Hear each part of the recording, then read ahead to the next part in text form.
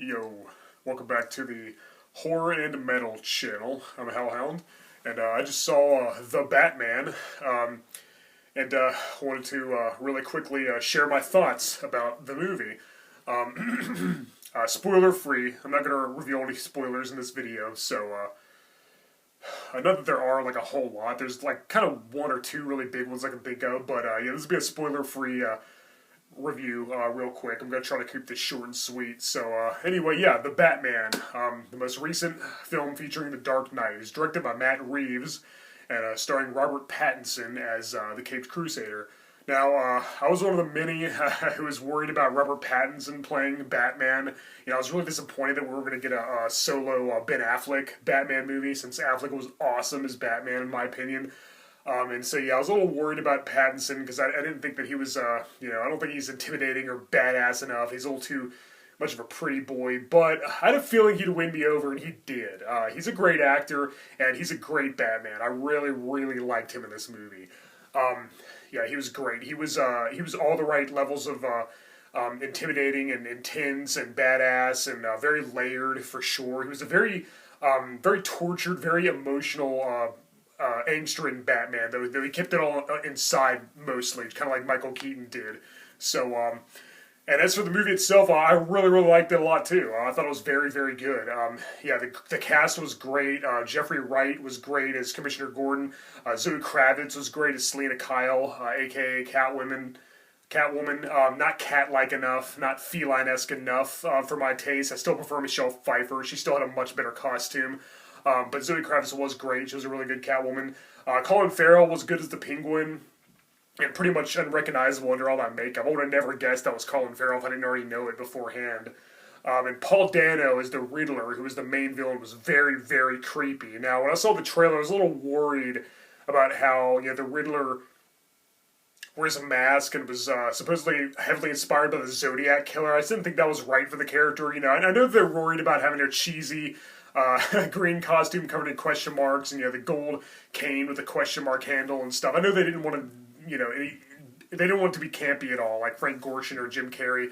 But the actor who played the Riddler, Paul Dano, was really, really creepy and really menacing. He was a great villain, and that really did win me over. And he did end up feeling enough like the Riddler. It wasn't as comic accurate as it could be, but it worked for this type of movie. Yeah, it was definitely inspired by Year One, and even had some Hush references in there. It had kind of a Dark Knight Returns feel. This might be the darkest, grittiest Batman movie yet, I think. And it's not really much of a superhero movie. It's more of a really really grim, really gloomy, really bleak kind of crime drama.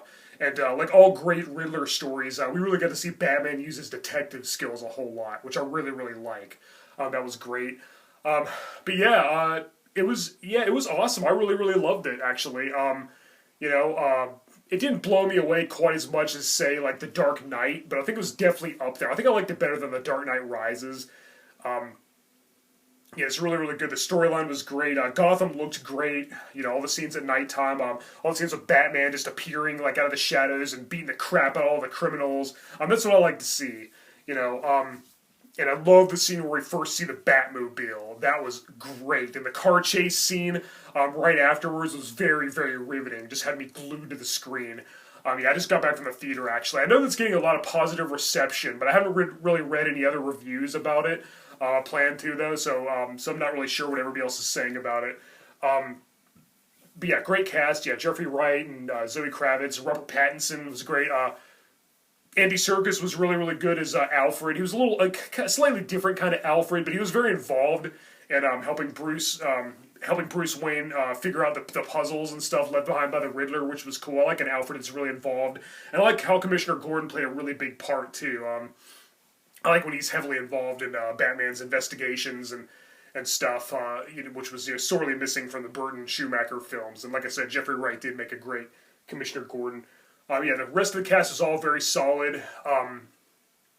The guy who played Carmine Falcone, who they pronounced Falcone in this one, he was really, really good. Yeah, everybody was very believable. Yeah, there's some interesting...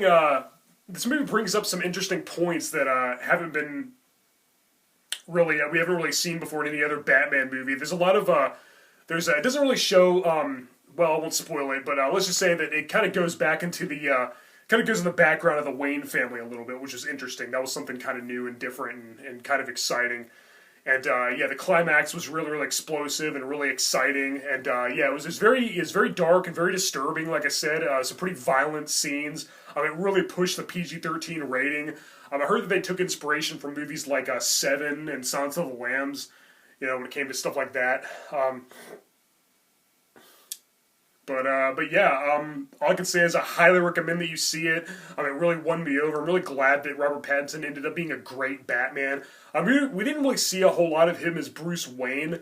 And when we did, he didn't really feel like the typical billionaire playboy Bruce Wayne. But it was fine. It kind of worked. He kind of acted like, he still kind of acted like a tortured soul as Wayne, just like he did as Batman. But it worked. It fit, There wasn't a whole lot of humor in the movie, but there was a few comic relief scenes that were pretty funny. But yeah, for the most part, it's played very straight. It was very serious and, taken very seriously, very realistic. And like, I love that scene with the Batmobile, like I said. I love, seeing, Batman beat down some thugs and, use his batarangs and bat smoke pellets and his grappling hooks. It's just, it's everything you want to see from a Batman movie. It's there. Yeah, great villains. Yeah, Penguin and Riddler were done very well. Very different. The Penguin didn't have an umbrella and a top hat and all that. But Colin Farrell, behind the makeup, he did look like a penguin. He did look kind of bird-like, and he was heavy and wore a tuxedo. So it worked. And then the Riddler, he wore a mask throughout most of the movie, but he did wear a green uniform, and I think there was a question mark on it. So close enough. What can you do? It worked for this type of movie. And like I said, it did seem to take some inspiration from Hush. As well as Year One, like I said. And some parts of it kind of reminded me a little bit of the Batman animated series, just a little. Anybody else notice that? It was just me, I don't know. But that's definitely a good thing, obviously, since it's the best adaptation of Batman there is by far, in my opinion. But yeah, definitely a worthy entry to the Batman filmography. I look forward to seeing more. I'm sure there's going to be a sequel. I'm sure they're going to make another one. But then, of course, there's also going to be The Flash, which is going to have the Michael Keaton and Ben Affleck Batmans. And obviously there's going to be a Batgirl movie as well. And I think Michael Keaton's going to be in that, as well as J.K. Simmons returning as Commissioner Gordon. So, interesting. I think I do still prefer Ben Affleck over Robert Pattinson, but it's a very close one. This is a kind of different kind of Batman. It's kind of a younger, slightly...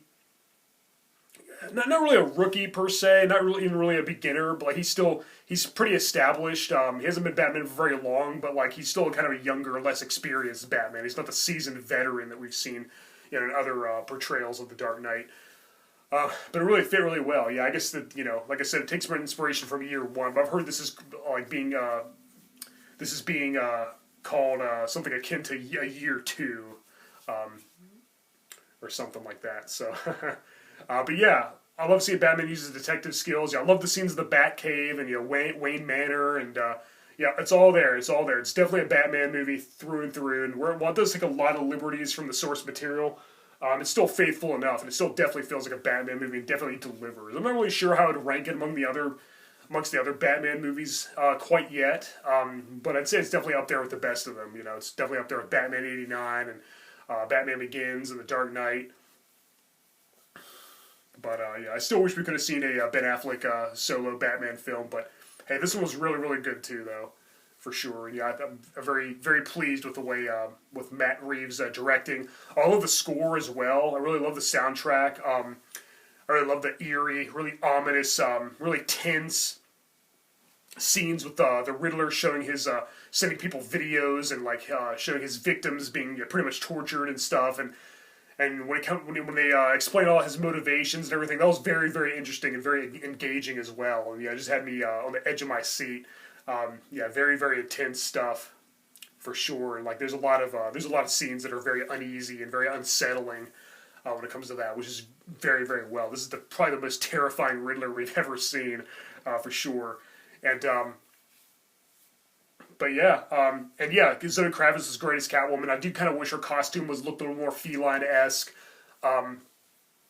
but I did like that she scratched a certain character's face, which is a a huge reference to one of my favorite Batman stories. I guess I won't say because I won't give it away.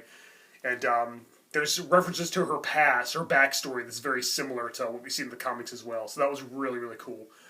But yeah, well, if I remember anything else, I just saw it as very fresh in my mind, but without revealing any heavy spoilers, I'll just say definitely go see it. I highly recommend it, and if I think of anything else I might have forgot, I'll definitely leave more in the description below as I think of it. So I don't want to leave anything out, because yeah, this movie was very, very good. I really, really, really enjoyed it.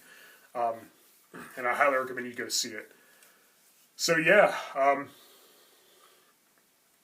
well, like I said, about does it. I didn't like it quite as much as Spider-Man No Way Home, but I think it's definitely up there. It's probably my second favorite movie of 2022 so far, and one of the best. It didn't really feel much like a superhero movie. Like I said, more like a crime drama, which is kind of what Batman's supposed to be anyway. It's a little, it's a little more realistic and more serious and grittier than most other, superheroes saving the day and stuff. Oh, and I liked Robert Pattinson's Batman voice too. I forgot to add. Yeah, it's probably my second favorite live-action Batman voice next to Michael Keaton's, because he doesn't growl like Christian Bale, and he doesn't use that robotic monotone microphone thing like Ben Affleck did. But yeah, very, very good. Go check it out. Let me know what you guys thought of the movie in the comments below. I'm Hellhound. Thank you for watching my late night spook show here on the Horror and Metal channel. Go see the Batman. I think you'll be very glad that you did. Alright, see you guys later.